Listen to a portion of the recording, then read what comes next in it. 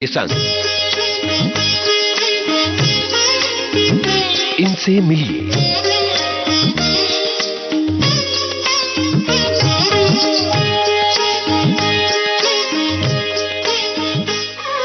इनसे मिलिए इस कार्यक्रम में आज सुनते हैं वृत्तचित्र निर्देशक मकरंद वाइकर और सीमंतिनी भागवत से यूनुस खान की बातचीत की दूसरी और अंतिम कड़ी। दोस्तों नमस्कार, मैं हूं आपका दोस्त यूनुस खान और इनसे मिलिए कार्यक्रम में इस समय विविध भारती के स्टूडियो में हमारे दो मेहमान मौजूद हैं। एक हैं मकरंद वाइकर जी और दूसरी हैं सीमांतिनी भागवत। इन दोनों ने रेडियो पर एक डॉक्यूमेंट्री बनाई है जिसका नाम है माय रेडियो माय लाइफ। मकरंद जी, सीमांतिनी, आप दोनों का विविध भारती के स्टूडियो में बहुत बहुत स्वागत। धन्यवाद। एक मिस्टर कलबुर्गी हैं कि उनके पास तकरीबन 200 रेडियो सेट हैं और वो एक से बढ़कर एक रेडियो सेट हैं। वो देखना बड़ा डॉक्यूमेंट्री में हैरत से भरा और जज्बात से भरा होता है। हाँ। उन्हें किस तरह से खोजा आपने, क्योंकि आप इस डॉक्यूमेंट्री से जुड़ी रिसर्चर रही हैं? हाँ, पहले तो हमने इंटरनेट से उनकी इन्फॉर्मेशन दी और सबसे अलग बात उनकी ये थी कि उनके पास जितने भी रेडियोस है वो सारे अभी भी वर्किंग कंडीशन में है और उनका रेडियो के प्रति जो जुनून है, मतलब उन्होंने बोला भी है कि वो 45 साल से वो रेडियो कलेक्ट कर रहे हैं और उनको एक एक रेडियो वो चला के उनको मतलब जीवित रख रहे हैं अभी। बिल्कुल। उनसे भी कॉल किया, फिर उनसे मिलने गए, फिर हमने सारा उनको बताया कि हम क्यों कर रहे हैं, क्या कर रहे हैं, आपसे क्या चाहिए, वो सारा फिर वो भी मान रहे। क्या बात है। अब मुझे एक बड़ा दिलचस्प ख्याल मेरे जहन में आ रहा है कि जब हम इस डॉक्यूमेंट्री के बारे में इतनी सारी बातें कर रहे हैं तो हमारे श्रोताओं के जहन में ये सवाल उठ रहा होगा कि वो ये डॉक्यूमेंट्री कैसे देख सकते हैं। ये मैं अभी आपसे नहीं पूछूंगा, क्योंकि अगर हमारे श्रोता इसको जानना चाहते हैं तो वो इस इंटरव्यू को आखिर तक सुने, जहां हम बताएंगे कि ये डॉक्यूमेंट्री कैसे देखी जा सकती है और इसके बारे में कैसे जानकारियां हासिल की जा सकती हैं। मकरंद जी, आप केमिकल इंजीनियर रहे हैं और आपने उस इंडस्ट्री में लंबा काम किया और सिनेमा बनाने का आपके पास अनुभव नहीं था, पर आपने कुछ ट्रेनिंग्स ली, लेकिन इसके बावजूद ये सफर आसान नहीं होता है। इनसे जुड़ी कुछ रोचक बातें बताइए। सही कहा आपने, क्योंकि मेरे पास सिर्फ कंसेप्ट था और मैं चाहता था कि ये फिल्म किस तरह से बने वो मेरे सपने में था, या ऐसे आप कह सकते हैं मेरे सामने था। लेकिन मैं कैमरा नहीं चला सकता, मैं एडिटिंग भी नहीं कर सकता, मैं साउंड डिज़ाइन नहीं कर सकता, कुछ भी नहीं कर सकता। तो ये जो पूरी टेक्निकल टीम है वो पुणे में हम लोगों ने एक दूसरे से संपर्क करके बनाई। विदित रॉय है जिन्होंने पहले भी डॉक्यूमेंट्रीज बनाई थे, तो वो राजी हो गए कि मेरे साथ आए, तो वो सबसे पहले आ गए। फिर सिनेमाटोग्राफर जिन्होंने शूटिंग किए, ओमकार देवेकर, वो मिले, वो उन्हें अच्छी लगी तो उन्होंने हाँ कहा। पूर्वा भट्ट है जिन्होंने एडिटिंग किया, तो एक साथ मिल गए, एक साथ मिल के काम किए। तो हमारे पास फुटेज तो बहुत है, लेकिन डॉक्यूमेंट्री में सबसे पहली दिक्कत यह है कि ये कोई एक्टर नहीं है। तो अगर आप किसी के सामने कैमरा ऑन कर दो तो वो अपनी चीजें भूल जाएगा, नेचुरल नहीं रहेगा और वो बहुत ही अलग तरीके से बात करेगा। जो कैमरा न होने का जब बात करते तो अलग होता है। तो पहले तो 2 दिन हम लोगों ने सिर्फ कैमरा ऑन रख के उन्हें जो बहुत सारी बातें की उनसे, जो फिल्म से जुड़ी नहीं थी, बट हम उनके बारे में, उनके जीवन के बारे में, आपने क्या किया, कैसे किया, सब हम लोग बात करते थे। ताकि वो हमने पहले से कहा था कि आपको भूलना है कि ये कैमरामैन इधर है, आपको सिर्फ मुझसे बात करनी है, लेकिन कैमरा नहीं है, इस तरह से आपको सुनना होगा। तो ये काफी दिलचस्प था और जो चाहिए था वो हमें मिल गया उसमें। बिल्कुल बिल्कुल। तो ये बहुत ही दिलचस्प है। शूटिंग के दौरान क्या क्या दिलचस्प बातें हुई? ये डॉक्यूमेंट्री ट्रू डॉक्यूमेंट्री है, इसका मतलब हम उसमें वॉइस ओवर या कुछ सेट लगा के या एक्टर्स लेके, इसमें से जो भी है वो सही है, जो भी लोगों ने कहा अपने दिल से कहा है। लेकिन प्रॉब्लम ये था कि हम स्टूडियो में तो रिकॉर्ड नहीं कर रहे थे, घर में कर रहे थे। और घर में करते थे, एक जगह जब हम शूटिंग कर रहे थे चेन्नई में, तो वहाँ हर 5 या 6 या 10 मिनट के बाद विमान उड़ता था और उसकी आवाज उनके वो उस पात में था उनका घर। तो इसका मतलब ये था कि हर 10 मिनट के बाद हमें चुप रहना है। तो उससे लिंक टूट जाता था। लेकिन 2 दिन के बाद हमें भी पता चला किस तरह से क्या करना है। दोपहर के वक्त फ्लाइट्स कम रहते हैं, मॉर्निंग में ज़्यादा रहते, तो हम लोगों ने सब दोपहर में जो मेन हमें जो करना था वो हम लोगों ने दोपहर में कर दिया, और मॉर्निंग और बाकी जगह बाकी बातें उनसे की ताकि वो कंफर्टेबल रहे कैमरा के सामने। जी अच्छा, चूंकि आप कंसेप्ट लेकर गए थे तो डायरेक्टर या साउंड डिजाइनर को अपनी बात समझाना और जो फुटेज आप तैयार कर रहे हैं वो आपके मन माफिक हो, ये सामंजस्य कैसे बना? तो उसमें डिस्कशन ही होता था एक दूसरे के साथ। डॉक्यूमेंट्री में सबसे अच्छी चीज है कि शाम को तक आपको पता नहीं रहेगा कि हमें कुछ मिला या नहीं मिला। अच्छा, कोई स्क्रिप्ट नहीं दी है, बिल्कुल किसी को स्क्रिप्ट दी नहीं है, तो वो अपनी तरह से बात करेंगे। तो शाम को हम देखते थे कि हाँ आज हमें कुछ अच्छे बाइट्स, जैसे आजकल लोग बाइट्स कहते हैं, हाँ हमें कुछ अच्छे बाइट्स मिले आज, तो ऐसे 3-4 दिन में मिलके फिर हम सोचते ठीक है अभी हमें काफ़ी कुछ मिला है, अभी हम यहाँ से अपना काम बंद कर देते, क्योंकि जो हमें चाहिए था वो मकसद था वो उन्होंने अच्छी तरह से हमें बता दिया। तो ये एक डॉक्यूमेंट्री फिल्म बनने में एक चैलेंज ही होता है कि आपको नहीं पता आज आपको कुछ जो आपको चाहिए वो मिलेगा या नहीं मिलेगा। कोई डायलॉग नहीं, कोई स्क्रिप्ट नहीं, जितने कंफर्टेबल रह के वो बात कर सकते हैं उतना नेचुरल उनका बात करने का होगा तो लोगों को भी अच्छा लगता। तो फिर जो लोगों ने देखा वो कहते कि बिल्कुल नेचुरल लगता है, सब कुछ बात करते हैं। मैंने ठीक है, अच्छा है, नेचुरल लगता है, तो क्योंकि काफ़ी मेहनत की थी उनको नेचुरल रखने के लिए। बिल्कुल। सीमांती ने हमें ये बताइए कि इतना सारा फुटेज आपने जमा कर लिया था, जाहिर है जब आप लोग पोस्ट प्रोडक्शन पर गए तो उसका चुनाव करना कितना मुश्किल रहा होगा? इसमें हमारे बहुत सारे डिस्कशन होते थे एडिटर के साथ, फिर डायरेक्टर के साथ, फिर सर के साथ। तो उसमें कुछ कभी कभी कुछ थोड़े वाद भी होते थे कि ये उनको लगता था ये अच्छा है, हमें लगता था वो अच्छा है।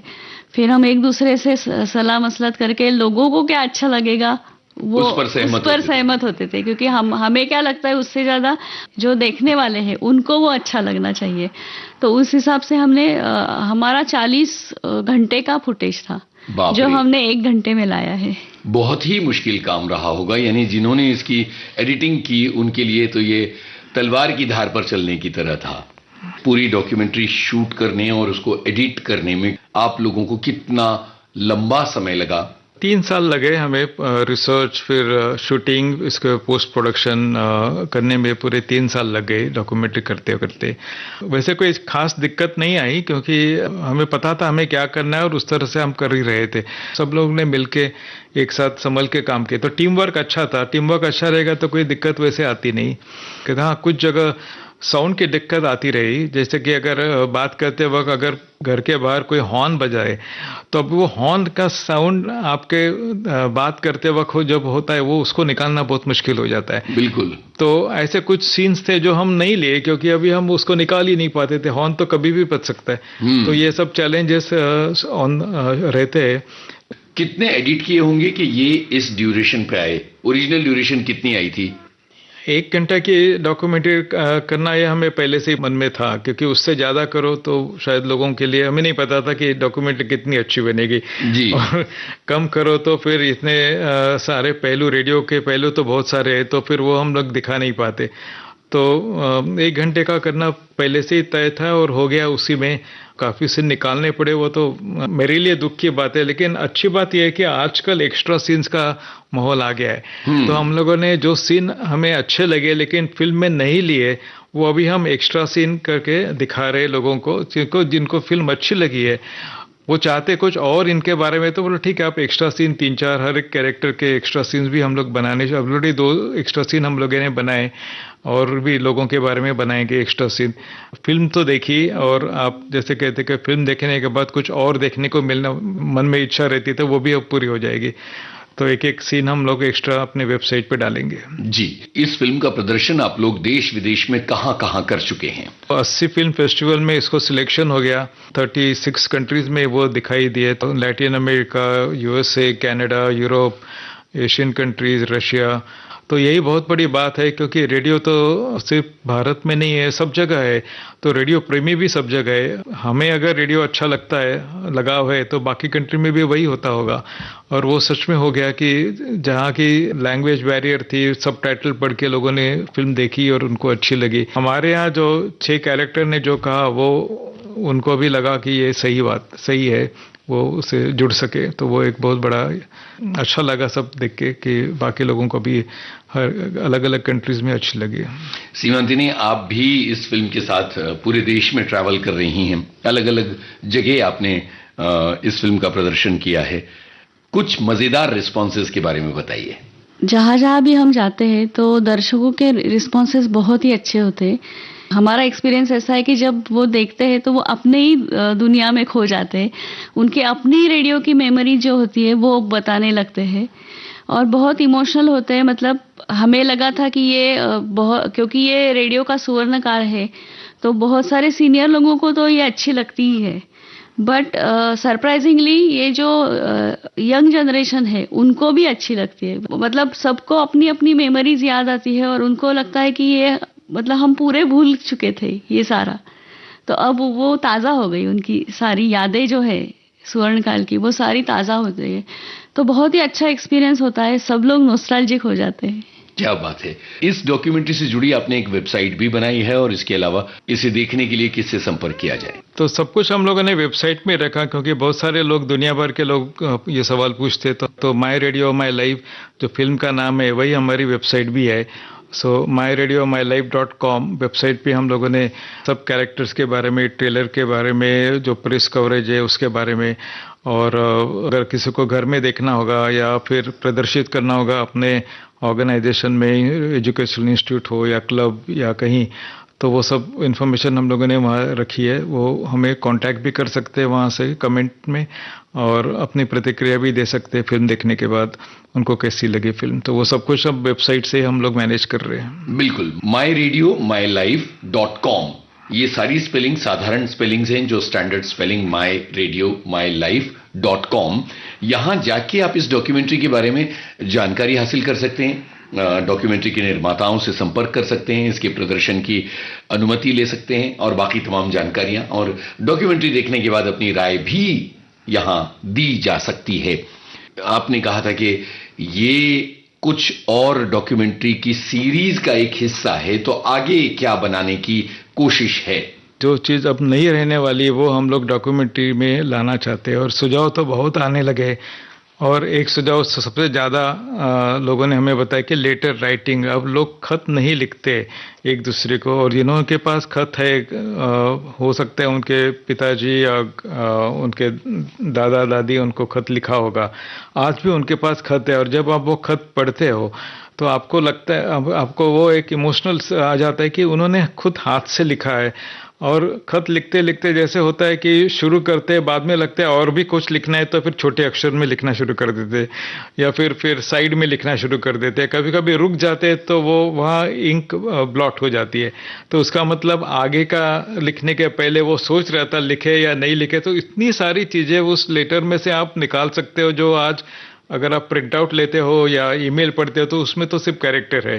तो ये सारे लेटर के पीछे, और लेटर ही उस वक्त था कि टेलीफोन भी उस वक्त इतना सबके पास टेलीफोन नहीं थे, लैंडलाइन थी वहाँ, सबके पास नहीं थे, और फ़ोन पे लोग इतना नहीं कहते थे, फ़ोन बहुत ही जल्दी से फ़ोन करते थे, मैं पहुँच गया, मैं सब ठीक हूँ, आप ठीक हो, ओके बाय जी। लेकिन खत में सब कुछ आता था, तो खत ही एक था रेडियो की तरह से जो लोग जुड़ जाते थे उससे, और इमोशनल भी थे, और कई लोगों ने अपने लाइफ डिसीजन उस खत की वजह से लिए। और भी लोग अलग अलग हमें सुझाव देते हैं। हम 2-3 महीने के बाद हम बैठ जाएंगे, नेक्स्ट डॉक्यूमेंट्री क्या करनी है, उस वक्त ये सब देख लेंगे। इस डॉक्यूमेंट्री के लिए आपको बहुत सारी शुभकामनाएं, जो आप लेटर्स पर बनाना चाह रहे हैं। रेडियो के श्रोताओं का भी एक बड़ा वर्ग रहा है जो अलग अलग रेडियो स्टेशंस को खत लिखा करते थे, तो ये भी एक महत्वपूर्ण पहलू होगा। आप लोग दोनों मकरंद जी और सीमांतिनी जी विविध भारती के स्टूडियो में आए, माई रेडियो माई लाइफ डॉक्यूमेंट्री के बारे में आपने इतनी सारी बातें और अपनी यात्रा के बारे में इतनी सारी बातें हमें बताई। बहुत बहुत शुक्रिया आपका हमारे स्टूडियो में आने के लिए। धन्यवाद। शुक्रिया बुलाने के लिए और आपसे बात करने के लिए। इनसे मिलिए कार्यक्रम में आप सुन रहे थे वृत्तचित्र निर्देशक मकरंद वाइकर और सीमंतिनी भागवत से यूनुस खान की बातचीत की दूसरी और अंतिम कड़ी। तकनीकी सहयोग HR पाटले का। विविध भारती के लिए इस कार्यक्रम की प्रस्तुतकर्ता अनुश्री पाठक। इनसे मिलिए